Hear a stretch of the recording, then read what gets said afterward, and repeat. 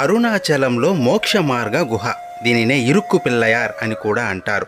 కుబేరలింగం దాటిందే road ప్రక్కన ఈ గుహ కనబడుతుంది. చాలామంది ఇరుకైన ఈ గుహలో దూరుతూ ఉంటారు.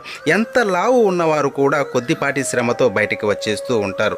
ఇంతకీ ఈ గుహ విశిష్టత ఏంటంటే, ఇందులో దూరితే కర్మలను పోగొట్టి జన్మరాహిత్యం కలుగుతుందంట. దీని లోపల 2 యంత్రాలు ప్రతిష్ఠించారు. వాటి శక్తి మూలాన లోపల దూరిన వారికి ఏవైనా ఎముకలకు సంబంధించిన ఇబ్బందులు ఉంటే పోతాయంటారు.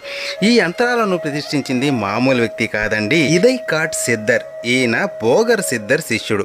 భోగర్ సిద్ధర్ అంటే పళని మురుగుడి నవపాషాణ విగ్రహాన్ని తయారు చేశాడు కదా, ఆయన శిష్యుడే ఈయన ప్రతిష్ఠించిన ఈ యంత్రాలపై నుంచి మన శరీరం ప్రయాణించడం ద్వారా మనలోని రోగాలు కానీ ఏవైనా రుగ్మతలున్నా నశిస్తాయని నమ్మకం. అంతేకాక అప్పటి వరకు ఉన్న శ్రమ కూడా మాయమవుతుంది. మీలో ఈ గుహలో ఎప్పుడైనా దూరారా?